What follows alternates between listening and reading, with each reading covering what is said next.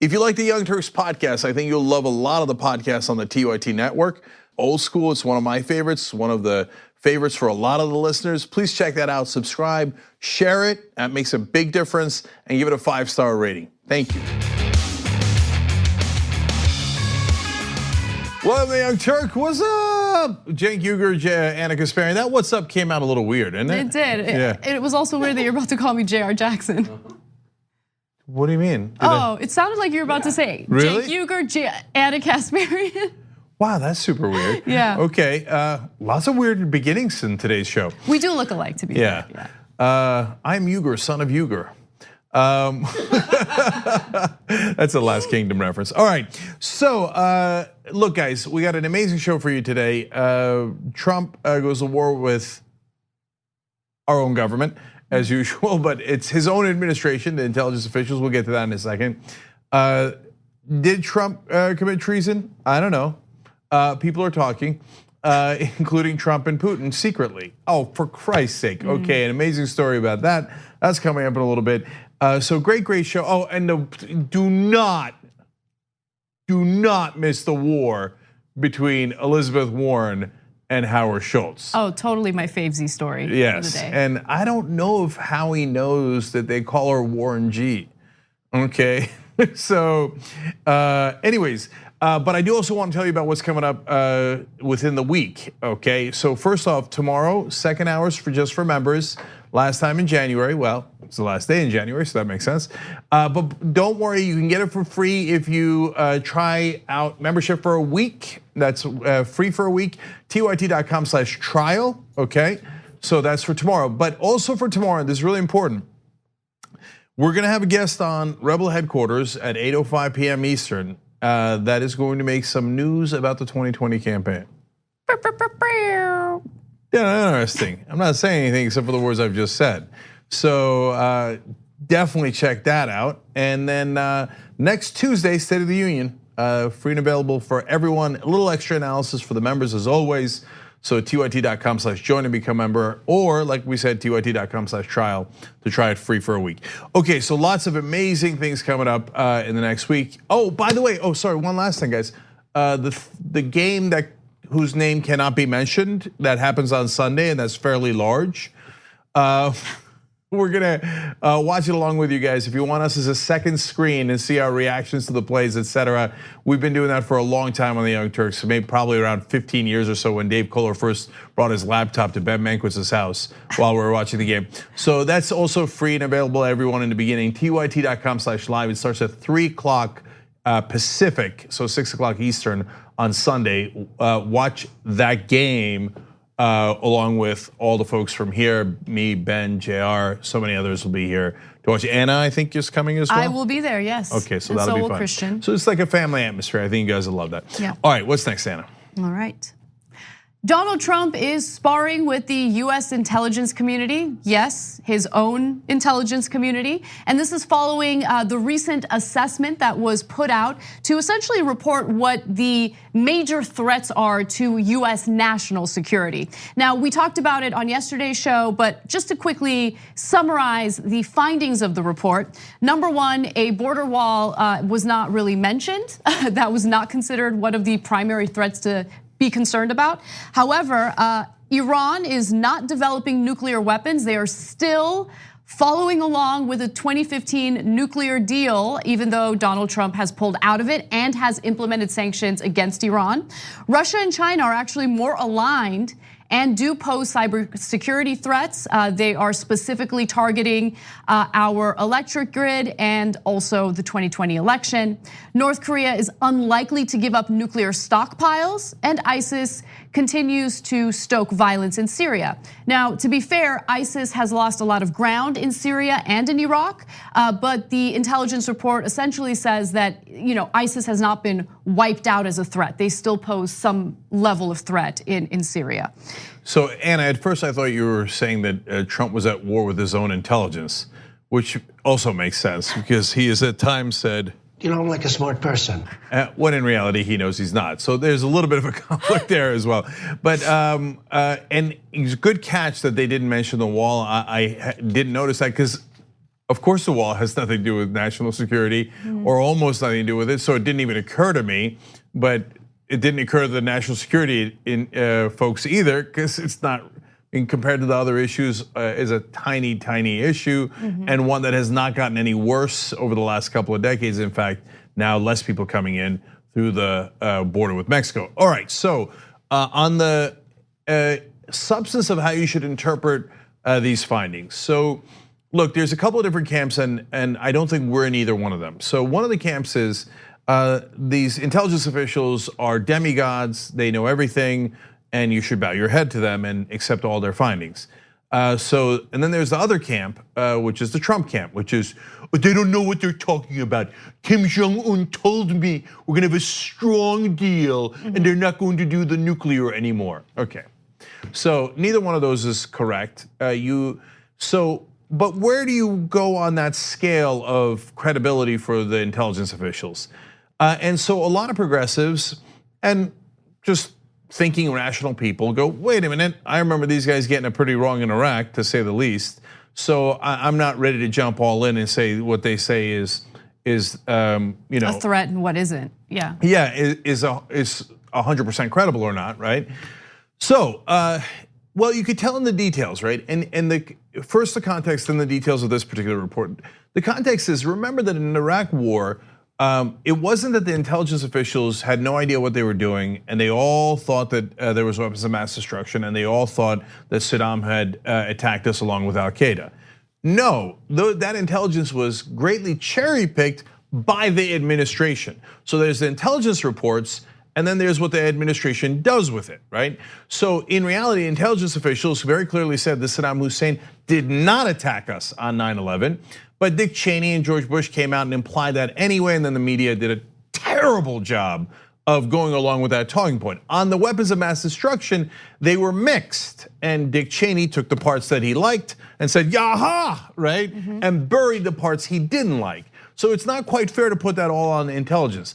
But do they lean a little bit more towards being cautious throughout the world about national security, and hence a little bit more warlike? Hey, we got to be careful. Let's keep fighting ISIS, etc. Yes, so they have a thumb on the scale, probably unwittingly, being more hawkish. Look, the only thing that I saw from this report that raised a few questions for me, a few red flags, was the analysis on what's happening in Syria and Iraq in regard to ISIS. Because there is this consensus among Washington elite and the intelligence community that pulling out of Syria is a bad idea. That's something that Trump has decided to do. And it's one of the few things that Republicans in Congress actually stood up to Trump on. This country loves war. But I think what gives this report credibility is the honesty in what's going on with Iran. 100% right. Yeah. I totally agree. And I actually find this report more credible than almost any of the reports I've seen in the last 20 years. Because in this particular case, the rest of the establishment, even I would say the media, etc., and certainly the neoconservatives, which usually dominate in this arena, are against Iran. So they agitate towards more conflict with Iran. So they will cherry pick any slight evidence to say, well, I mean, there was a gun in Iran, so they have a weapons program. They have a weapons program. I'm exaggerating, but not by much. Okay. So in this case, though, the report was like, no, they're complying. They're complying with the agreement, even though we pulled out of it. So that is, in this context, extraordinarily honest. Yes. And so that buys them credibility on the other issues. Absolutely. Now, of course, most of what this report indicates about our real threats conflicts with what Trump believes. So I'm gonna give you this awesome video that shows you what Trump says, and then what the National Intelligence Director Dan Coats says as he is participating in a hearing about the findings of this report. Take a look. We have won against ISIS. We've beaten them, and we've beaten them badly. ISIS is intent on resurging and still commands thousands of fighters in Iraq and Syria. Chairman Kim, we have a great chemistry, and we're well on our way. We signed an agreement It said we will begin the immediate denuclearization. North Korea will seek to retain its WMD capabilities and is unlikely to completely give up its nuclear weapons and production capabilities. I have President Putin. He just said it's not Russia.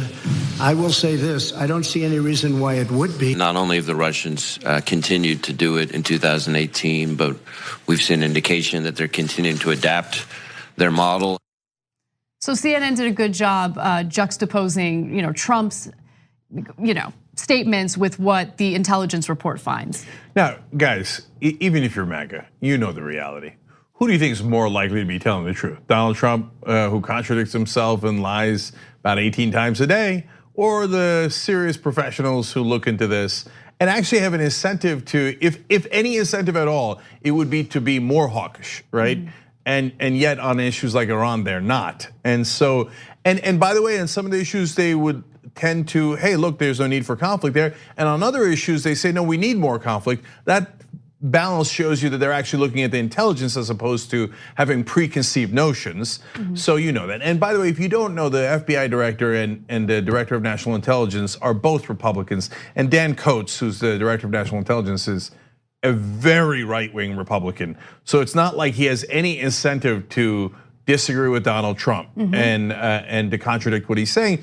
And he was picked by Donald Trump. If anything, he has an incentive to agree with Donald Trump, but he just can't because that's not true.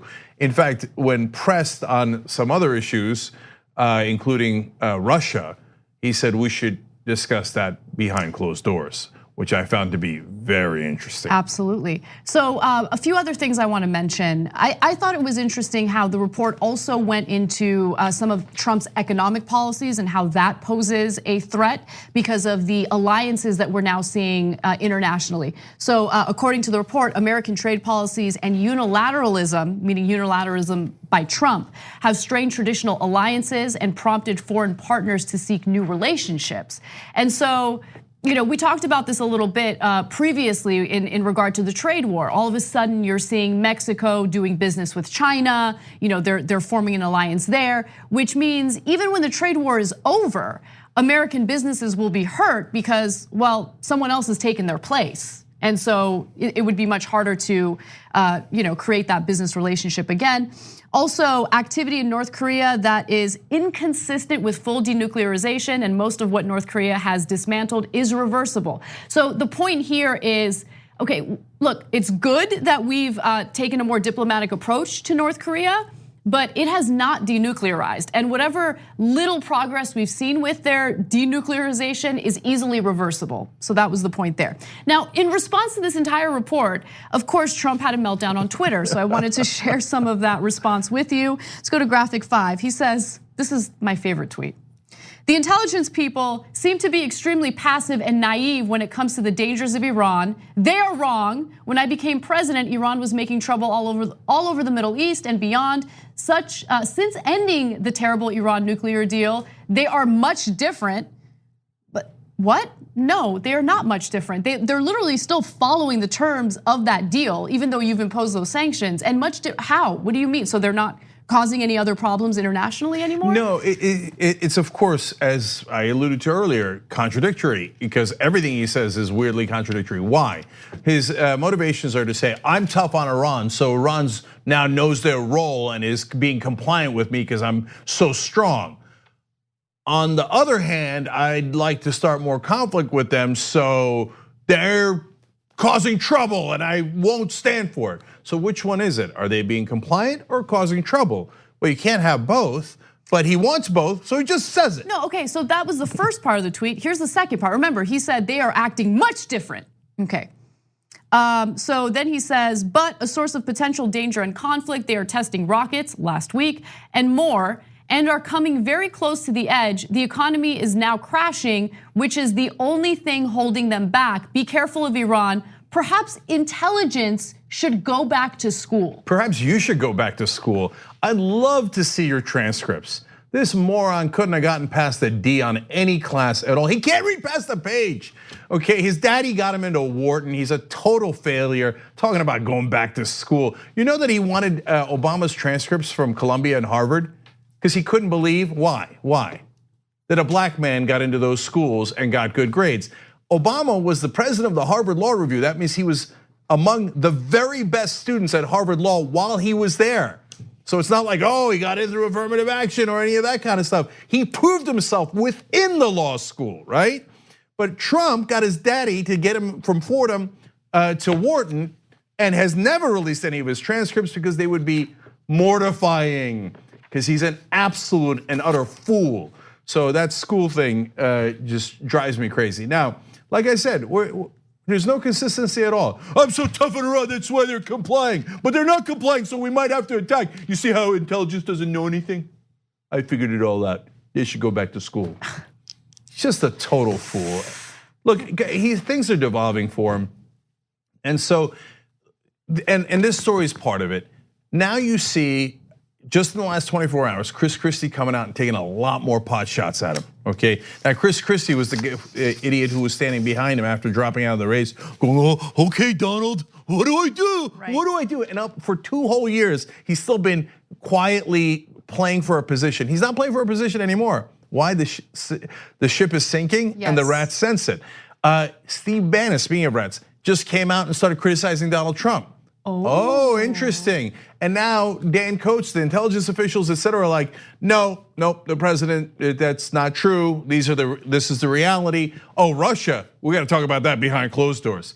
No, tick, tick, tick, tick, tick, tick, tick, tick.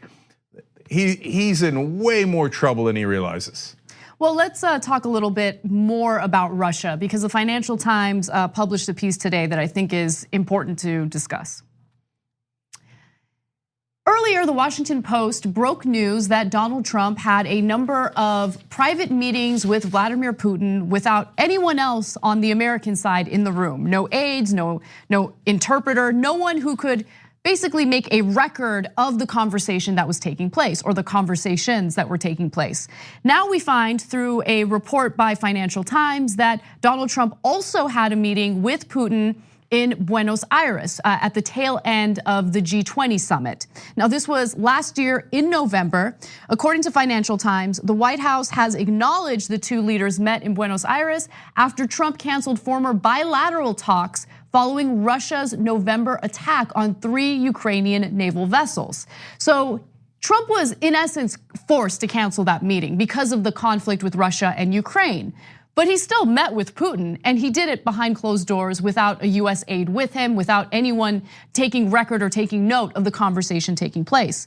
According to a Russian government official's account, the 2 leaders spoke for about 15 minutes about a number of foreign policy issues, including the Azov Sea incident, which is what I was referring to earlier, and the conflict in Syria. They also discussed when they would have a formal meeting. So the timing here is important because this 15-minute private meeting happened in November, and then Donald Trump announced that he was going to pull troops, American troops, out of Syria around December 19th. This is all in 2018. I just think that timeline matters. We'll see. Yeah, so there's timing matters on a couple other issues too, but that's a great point by Anna. So we were all wondering, why is he pulling out of Syria in a panic?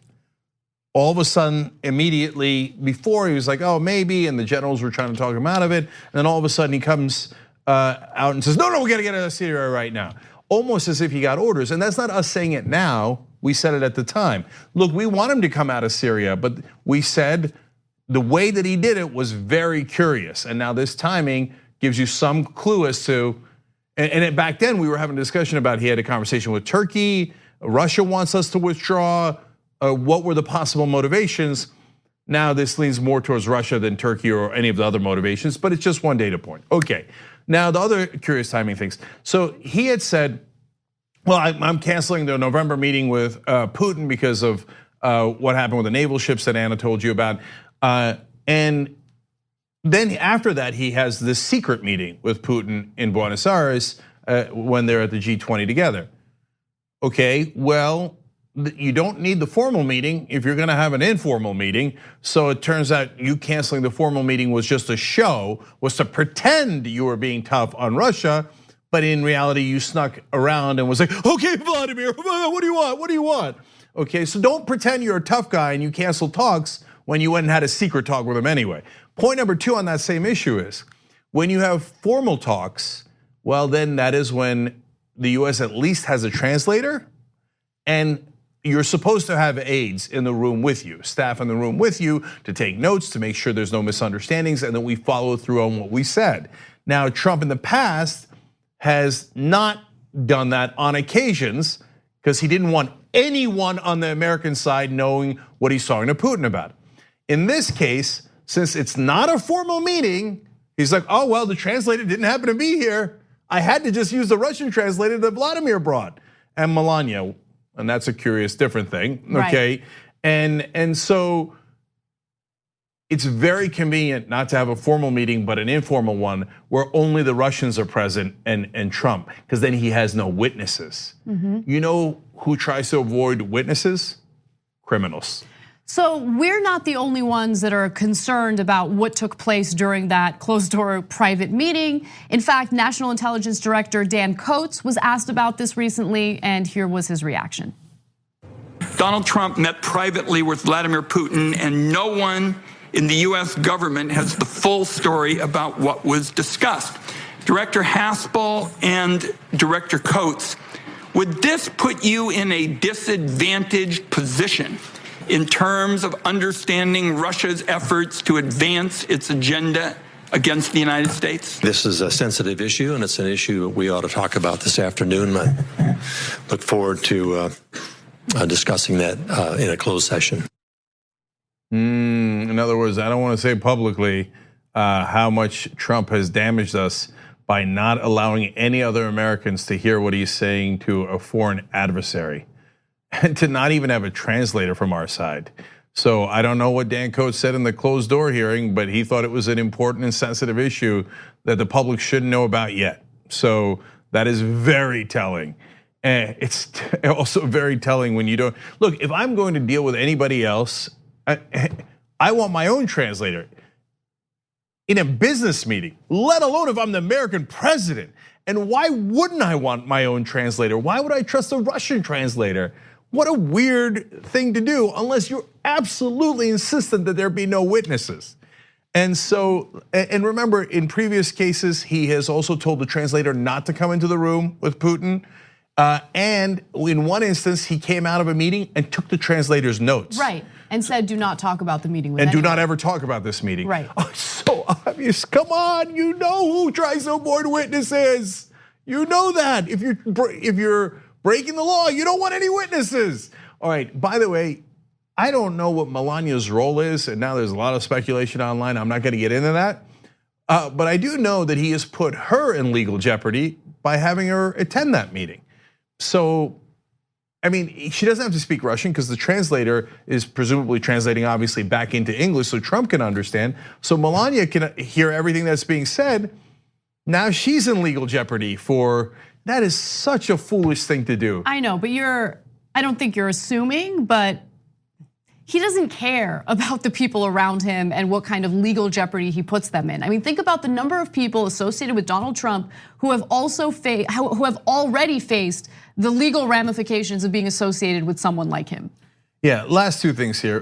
One is also about timing, but in a different context. The timing of how long the meeting took. Trump said the meeting was very brief and it was just like, no cordial greetings at the summit as he would do with any other leader. The Argentinian press said, no, that is not true. The meeting, they sat down and the meeting took some time, definitely over 10 minutes. Now people from our administration, the US administration, are saying, no, the meeting took at least 15 minutes. Trump was not telling the truth about how brief it was. Gee, I wonder why you would lie about how substantive the meeting was that you didn't want anyone else to witness. Look, I don't care if you're on the right wing or the left wing. If you can't see that this guy's trying to hide some relationship with Russia, you're being purposely obtuse. And so if you want to deny reality for whatever political reason that you have, that's your choice.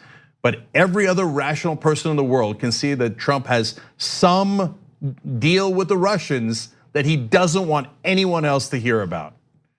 Let's take a break. When we come back, we are going to give you an update on what's happening in Venezuela. Nicolas Maduro has responded to Donald Trump, and it appears that he is willing to negotiate with opposition. We'll give you that and more when we return. We need to talk about a relatively new show called the Republic, or UNFTR. As a Young Turks fan, you already know that the government, the media, and corporations are constantly peddling lies that serve the interests of the rich and powerful.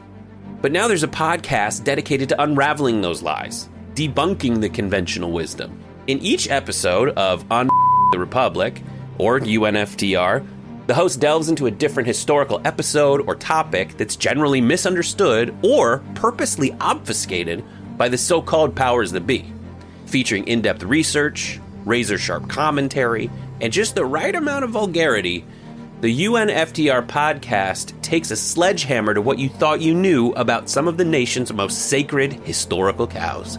But don't just take my word for it. The New York Times described UNFTR as consistently compelling and educational, aiming to challenge conventional wisdom and upend the historical narratives that were taught in school. For as the great philosopher Yoda once put it, you must unlearn what you have learned. And that's true whether you're in Jedi training or you're uprooting and exposing all the propaganda and disinformation you've been fed over the course of your lifetime. So search for UNFTR in your podcast app today and get ready to get informed, angered, and entertained all at the same time.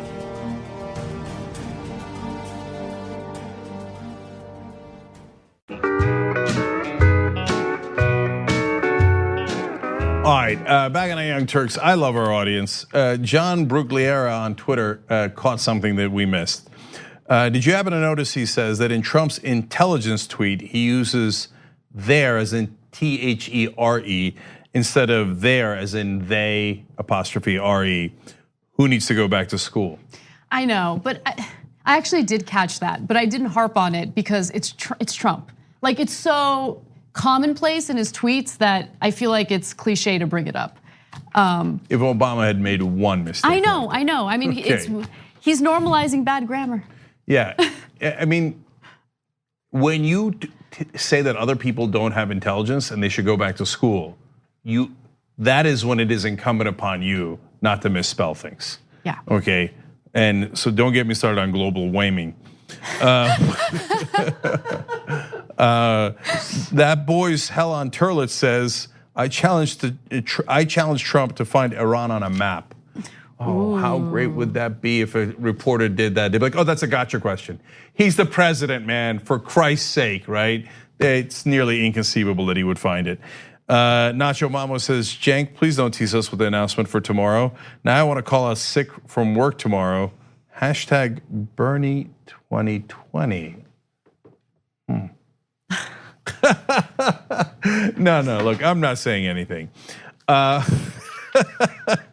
right, don't get too excited. It's a great announcement, but you don't need to call out sick from work. Okay, so tomorrow night, 8:05 p.m. Eastern, we do have an exciting campaign development that we will share with you guys with a guest that we've got on. All right. The conflict with Venezuela continues. In fact, the State Department has issued a travel warning to Americans, urging them to avoid any and all travel to Venezuela. In fact, the advisory says the following: do not travel to Venezuela due to crime, civil unrest, poor health infrastructure, and arbitrary arrest and detention of US citizens. Venezuelan authorities may not notify the US Embassy of the detention of a US citizen, and consular access to detainees may be denied or severely delayed. I'm glad that they issued this because I do believe that it's correct. Nicolas Maduro is going to want to retaliate against Donald Trump. The Trump administration has just implemented sanctions against Venezuela, specifically their oil company, their state-owned oil company. And so would he want to retaliate against Americans? Sure, I don't think it's far-fetched to think so. But the situation is devolving rather quickly, and there is some fear that there could be military intervention, especially since both Bolton and Trump have said that military intervention is on the table. And Bolton was caught with a note on his notepad that said 5,000 troops to Colombia. That sounds ominous. You know, Bolton's a sneaky dude with a very sneaky mustache. And I wonder if he wrote that and then had it facing out on purpose so the press could see it as a threat. But that's not important, it's speculation either way. But obviously them saying, yeah, no, we're considering military options is important because that's crazy. What are we gonna do? Invade Venezuela? But it's Trump and Bolton. You never know. Buckle up. Now the good news is the Russians are on Venezuela's side. So why is that good news? Because Trump might get a call suit and go, I meant Venezuela's actually kind of awesome. Right. And I don't.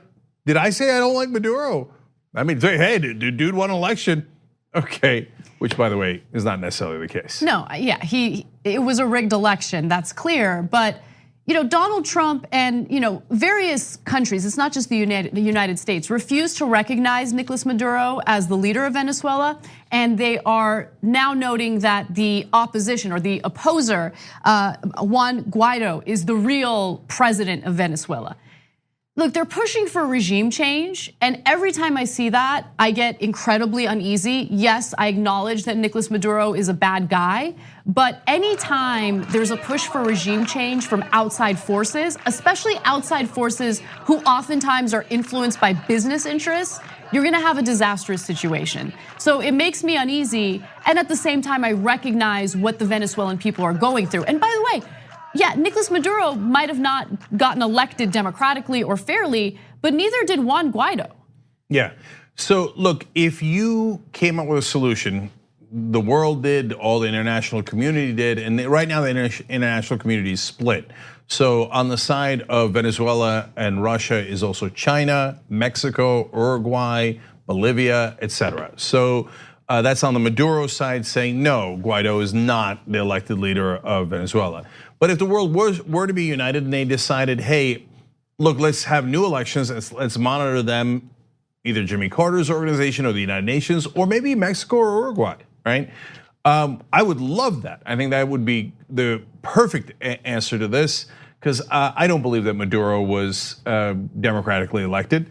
But we know for a fact Guaido isn't. We know for a fact that he's influenced by foreign actors, including the United States, who he coordinated his announcement with. Donald Trump tweeted minutes after Guaido's said that he was the real leader of Venezuela. Now the US has said, Guaido will get to control the assets of Venezuela that is in US banks. I think that's outrageous. So I'm not interested in another coup. So you've got a series of bad choices here. The only good choice is the one I just outlined with doing another election that's actually fair and monitored. Now, it's going to be incredibly difficult to get Maduro to agree to that. So I understand that and acknowledge that. But of all the other options, which are all bad, I think the worst one is a de facto coup, where we have a total mess and risk civil war within Venezuela. The military continues to back Maduro, but what if the military was split? And then what, we're gonna have another situation like Syria, Iraq, et cetera, on our hands? And it's another country in the world that happens to have a lot of oil. Exactly. That all of a sudden we're meddling in their elections. Now wait, I thought we were against meddling in elections. Now we're principled here on the Young Turks. We're against the Russians meddling in our elections, but we're also against us meddling in Venezuelan elections. Yeah, exactly. And remember, the US has been attempting to do a coup on Venezuela since 2002. There was a failed coup back in 2002, and it was US backed, and that was when Hugo Chavez was the president. So there have been business interests involved. Whenever there are these outside influencers trying to come in and do something like regime change, you gotta ask yourself why. If they give you the answer of human rights, you gotta ask yourself, okay, well, what other alliances do you have? And if you're doing business with Saudi Arabia, and if you're killing civilians in Yemen to basically carry out Saudi Arabia's war, well, then you really have no leg to stand on when it comes to human rights. You don't really care about human rights. Yeah, and I'll say two more things about it. One is in Honduras, we supported a coup that put in a right-wing government that's human rights abuses are far worse. The left-wing government did not have human rights abuses. It was actually standing up for the people of Honduras. The right-wing government has been terrible on human rights abuses, and we're absolutely love it. So spare me your crocodile tears on human rights abuses. We actually care about the human rights abuses in Venezuela, and Maduro has done them. And so that is why we are deeply conflicted about what to do in a very difficult situation. But when Trump tells me he cares about human rights abuses, please. It's such an obvious and brazen lie, which brings me to point number two. You care about elections that aren't real. You know that your big buddy over there, Kim Jong-un in North Korea, also says that he's the rightful leader of the people of North Korea. We have good chemistry, Jake. We have good chemistry. Yeah, North Korea, Saudi Arabia, where's the elections? They're massive human rights abuses, the worst in the world, sham elections or no elections, and you don't give a damn. One, they're your allies. I mean, why is it? Two, you think you're gonna make a great deal with them and it's gonna help your ego? And three, North Korea doesn't have oil and Saudi Arabia lets us get their oil for free, not free obviously, but cheap, right? But Venezuela wants to actually control their own oil. All of a sudden, oh my God, elections. And you're, buddies with Kim Jong-un, Mohammed bin Bonesaw. Right. So please, what a load of horse crap. Yeah, a US-based journalist was murdered and dismembered by Saudi Arabian royals, and he did nothing about it. He tried to cover for it. So the whole human rights abuses thing is ridiculous. I want to move on to another part of the story though. Following US tensions with Venezuela, the Venezuelan president came out with a statement about Donald Trump. So here's what Nicolas Maduro had to say. Donald Trump gave the order to kill me, told the Colombian government, the Colombian mafia to kill me. If something happens to me once, Donald Trump and Colombian President Duque will be responsible for everything what happens to me. Okay, he also says though, and this is important, and I don't know how serious he is about it, but it does show that he is maybe caving a little bit to pressure. I'm willing to sit down for talks with the opposition so we could talk for the sake of Venezuela's peace and its future. Now, the United States has just implemented sanctions on its oil company, and there is a lot of worry that there could be US military intervention in Venezuela as well. Those could be the factors influencing Maduro to possibly negotiate with his opponents. But either way, this talk is different from what we heard from Maduro previously. Yeah, I do believe that, and this is also difficult and has two sides to it. So on the one hand, is Maduro willing to negotiate with the other side, which is a good thing, by the way. So I think the other side saying that they're the leaders of Venezuela is absurd, and it is a de facto coup. But Maduro has his own set of problems, and there are two legitimate sides in terms of the actual citizens of Venezuela, and they should negotiate. So is Maduro being pressured to negotiate, which is good? Yes. So is the sanctions a big part of that? Yes. The oil money there is about $11 billion, so that's no joke. And already the Venezuelan economy is in terrible shape, and sanctions from the US were their number one trade partner in terms of their crude oil. So that would be further devastating to them. On the other hand, so when we target a country, we usually start doing sanctions and start to crush their economy. Then turn around and go, look at their bad economy, I can't believe it. Oh, look at these people, they don't know, they're trying to keep their oil for themselves instead of letting ExxonMobil have it. And look, they can't manage their economy at all. Obviously you have to privatize everything in the country and give it to American companies.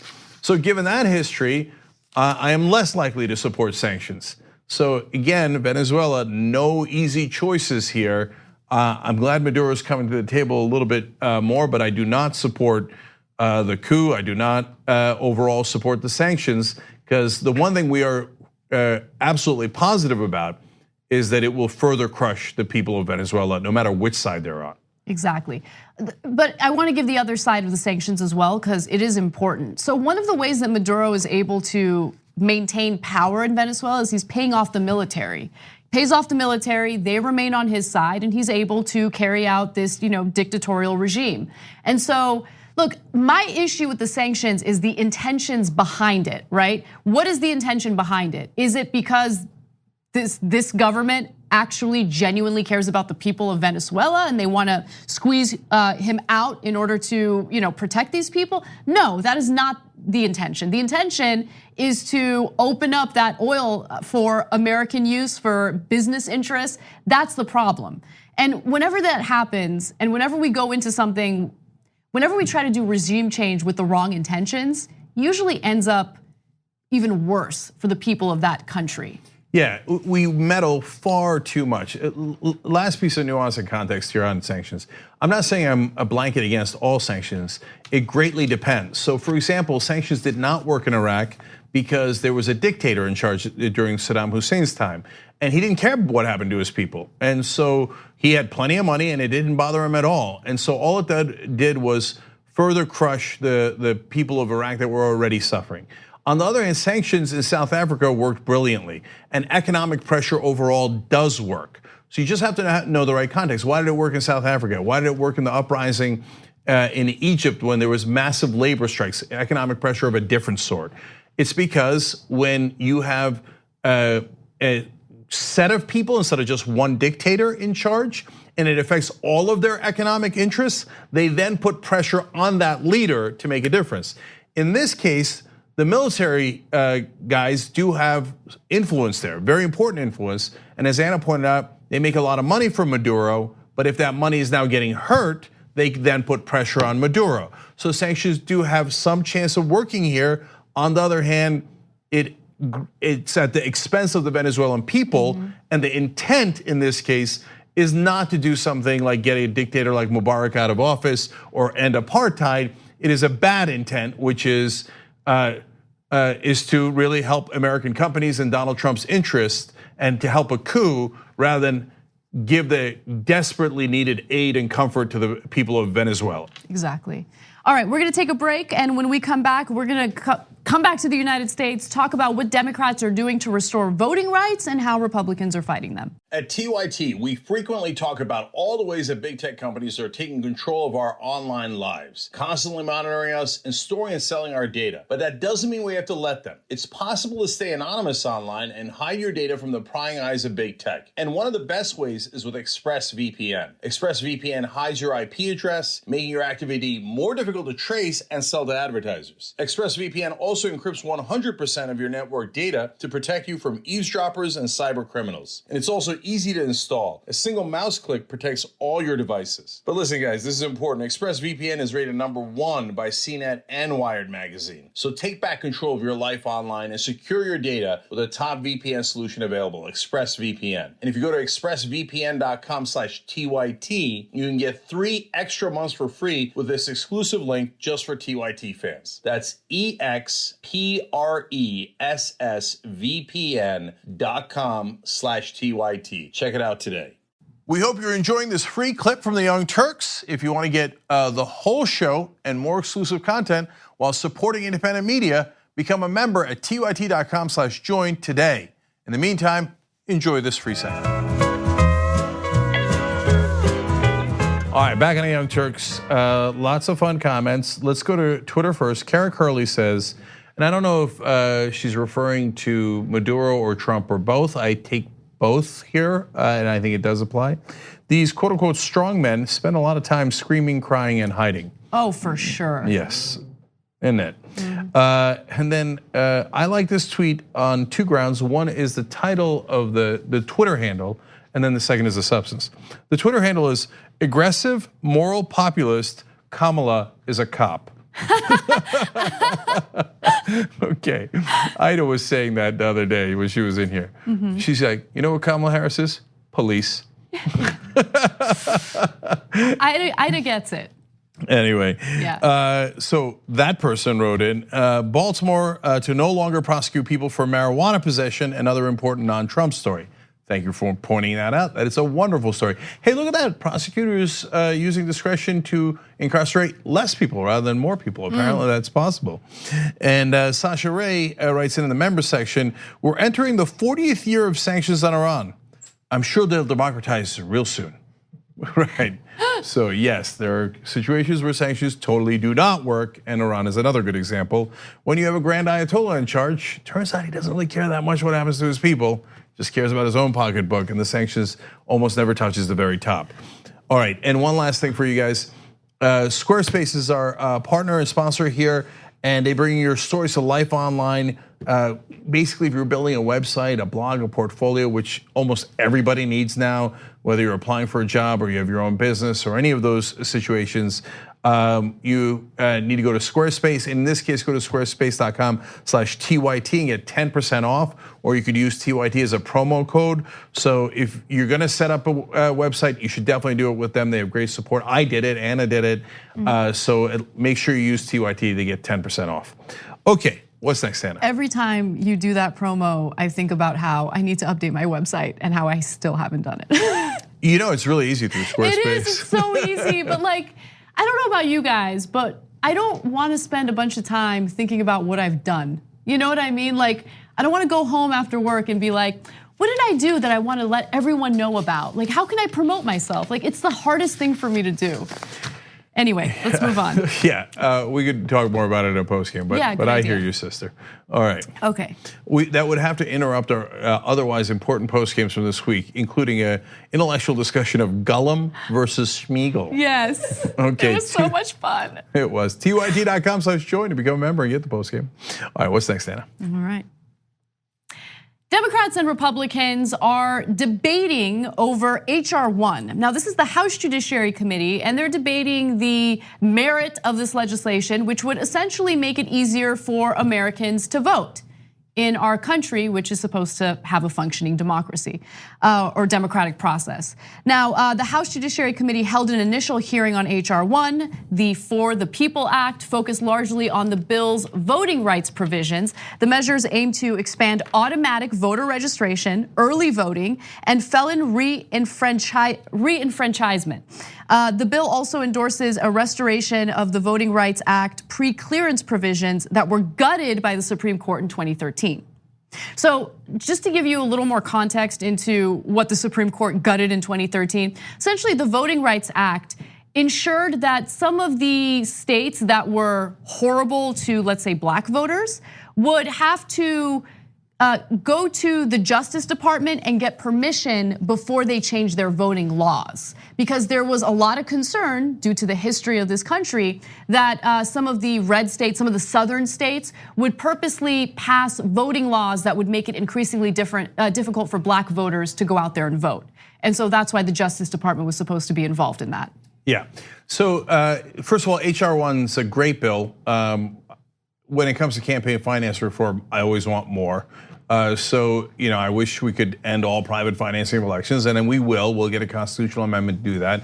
This does not do that yet, but it has a number of wonderful provisions that allows more people to vote. That should be a no-brainer if you believe in democracy. But of course, Republicans historically do not want more people to vote. And if you're wondering why, because higher percentages of the wealthy and people who are more likely to vote Republican vote in greater numbers. So those people already vote, so they don't want middle class and poor people who don't vote as often to join the voting ranks. They don't want the young that don't vote as often to join the voting ranks. And they certainly don't want minorities who historically don't vote in the same percentages to become voters as well, because they're all more likely to be Democratic voters. Plus, they're minorities, and young people, and all other people that Republicans don't care about. So, right, and so instead of maybe caring about them and realizing, hey, maybe we should propose policies that look out for everyone, not just the wealthy, not just the people who have been placed in places of privilege in this country, they think, no, we don't want to serve them. Why don't we go ahead and make it increasingly difficult for them to vote? That way we don't have to worry about them as a constituency. So among the different things that they debated in this particular resolution, the Republicans have some things that I disagree with, and I'll explain that, and other things that are really not arguable.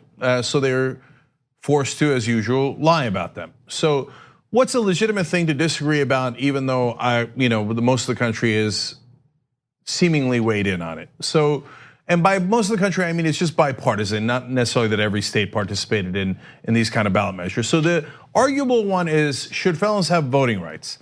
Now, I absolutely think they should. In Florida, when there was a ballot measure, it passed overwhelmingly with both Democratic and Republican support.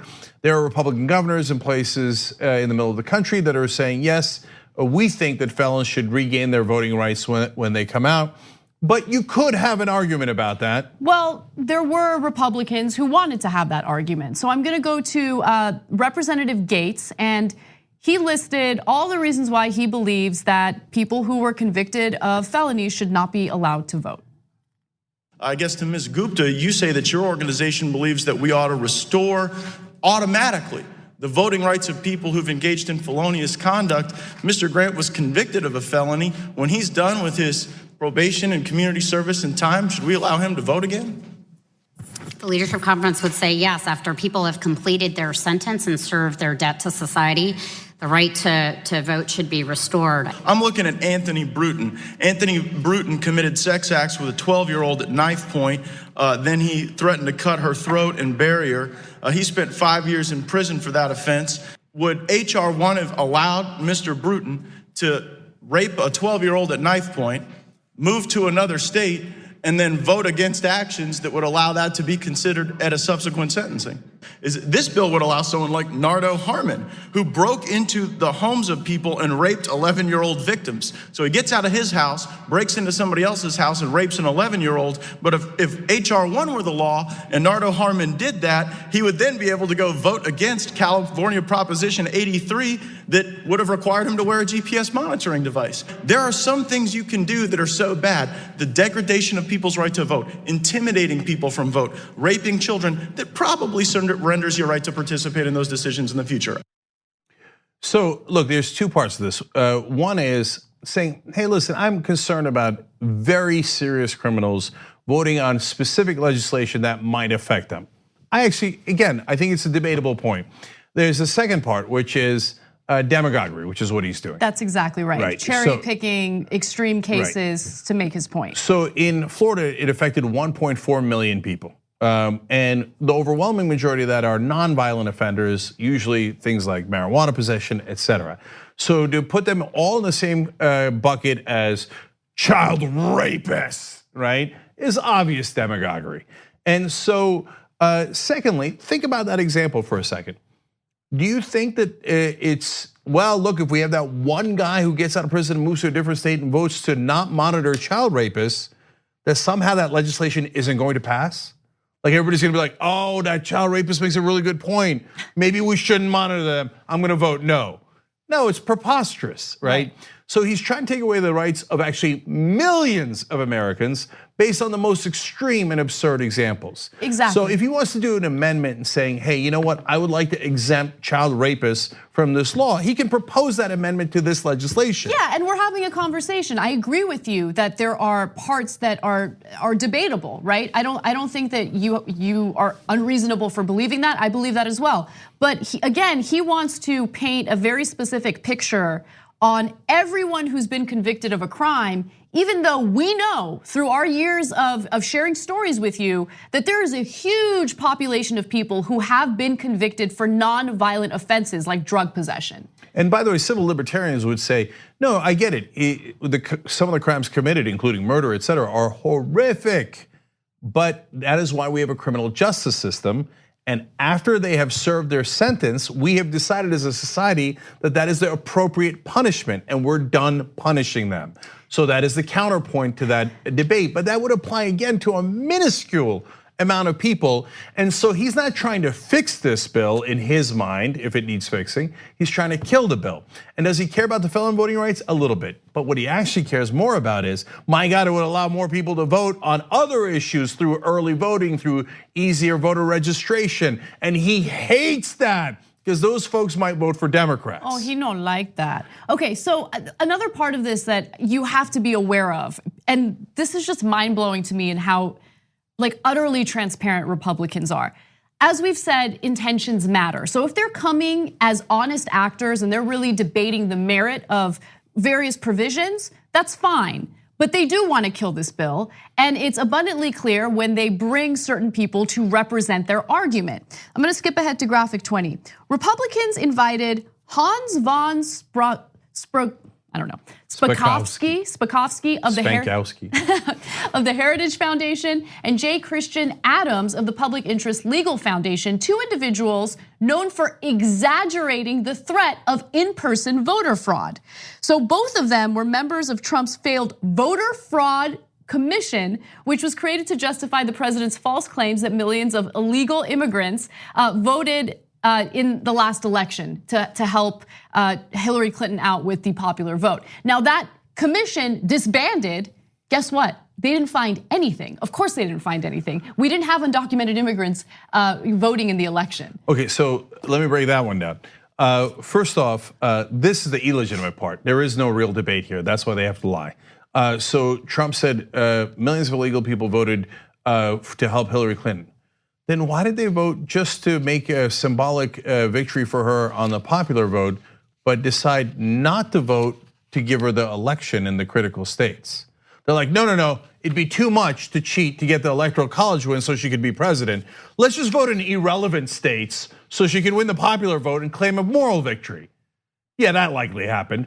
Anyway, of course, when they investigated his own commission filled with these people who have bad intent, they couldn't come up with any evidence. So they exaggerated some cases, and even other Republican appointees that are just judges, when presented with evidence, were like, no, not remotely true, and threw it out of court. So what did they fall back on?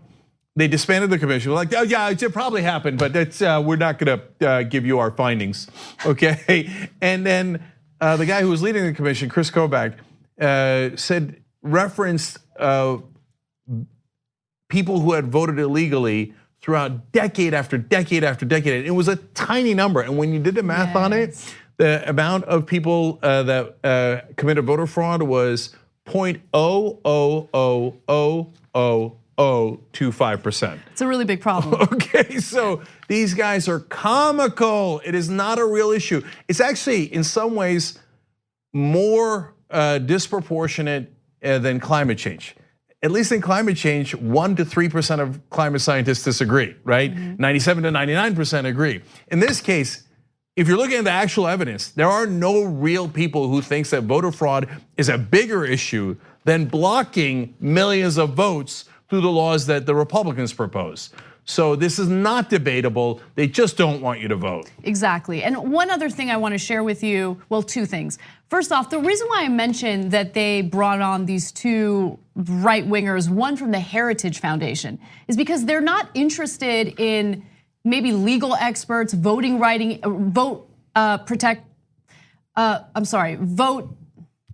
experts in voting. I don't know what they would be called. Voting rights experts, that's what I meant to say, right? Okay. Instead of having like experts come in and advise this committee on the best path forward, they're like, no, we're just gonna get some crazy partisan hacks to help us make our nonsensical points.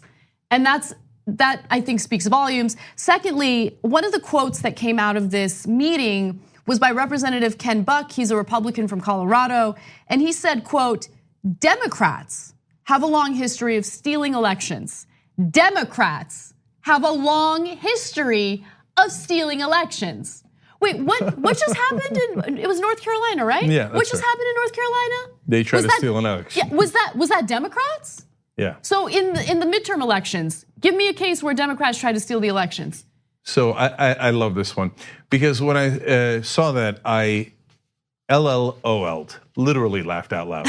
Okay, but to be fair to him, he did have good examples. Oh, this is so good. Okay, so he mentioned Boss Tweed from the 1880s. I'm not kidding, okay? And that's true, he was a Democrat, and that was the 1880s. Not the 1980s, the 1880s. And then he went on to mention Huey Long from the 1930s, Richard Daley from the 1960s. Anything in this century, anything Bueller, anything. And he finally said, oh, well, remember how they stole the election from Bernie in 2016? Oh, I know, and you were so concerned about that.